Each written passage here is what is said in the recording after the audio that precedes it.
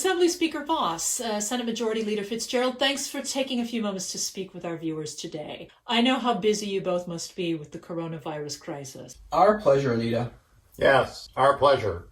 In 2011, with the state of Wisconsin facing a $3.6 billion deficit, you rallied your respective caucuses to pass Act 10, legislation aimed at staving off a looming crisis. You faced incredible opposition from unions in particular. As I recall, threats of bodily harm were even leveled at you, the governor, and other legislative colleagues, yet you stood firm. That's right, Anita. Boy, that was truly a challenging time for Wisconsin Republicans. No question about it. But leadership was required to head off economic disaster for the state of Wisconsin and its citizens. We stepped up without hesitation to provide that leadership in the face of tremendous intimidation. That's right. Challenge, courage, we stepped up. Today, Wisconsin is facing an even more serious economic crisis in the face of Governor Evers' stay-at-home order. That order is currently in place until April 24th, but the governor holds the authority to extend it through late May.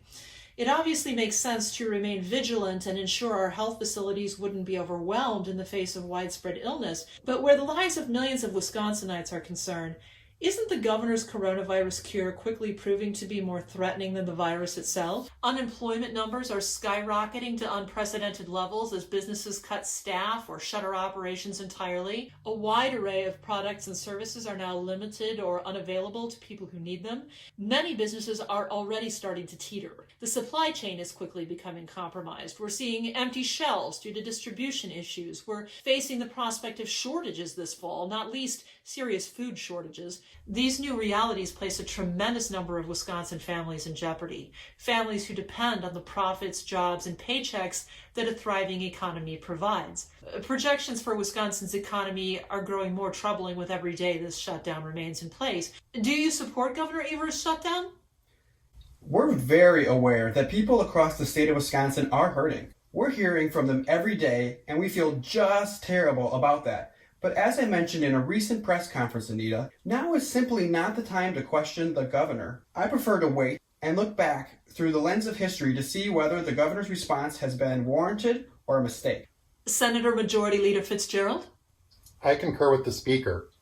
All right. If you're both comfortable just waiting to see whether the governor was right or wrong, are there at least measures you've been working on to mitigate the rising level of difficulty for Wisconsin families and businesses? Absolutely, Anita. We're eagerly awaiting more details on the $2.2 trillion in federal relief provided by the stimulus bill the president just signed.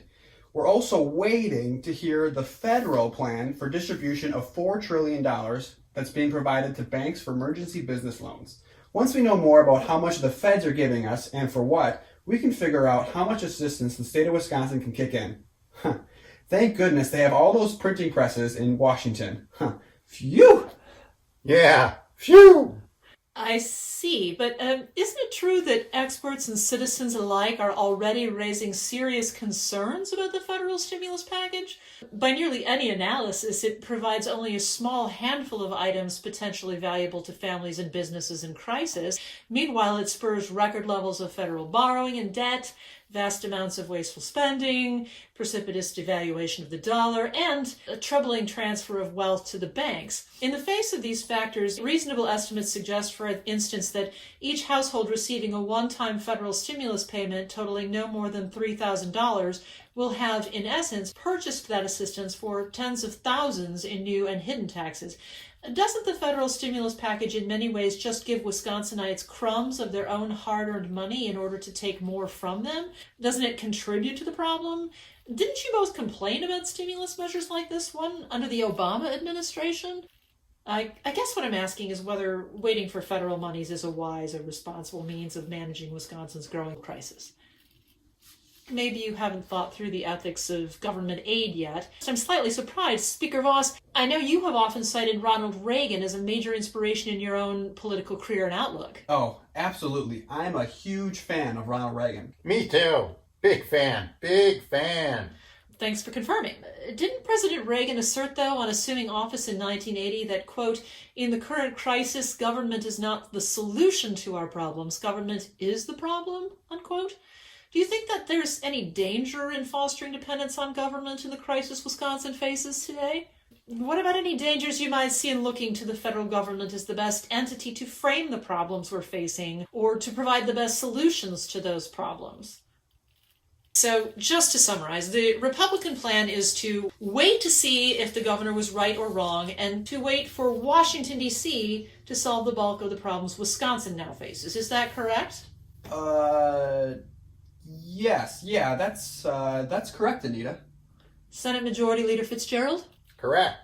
A final question then. Republican Senator David Craig and Assemblyman Shea Sortwell have recently authored a bill that would rein in the power of the executive branch by requiring greater input from the legislature regarding future executive orders. In the bill analysis provided by the State Legislative Reference Bureau, it's noted that under current Wisconsin law, an executive order may be revoked at the discretion of either the governor via a countermanding executive order or by the legislature via joint resolution. Again, that's current law. Do state Republicans have any plans to exercise their authority and their majorities in both the Assembly and the Senate to pass such a resolution?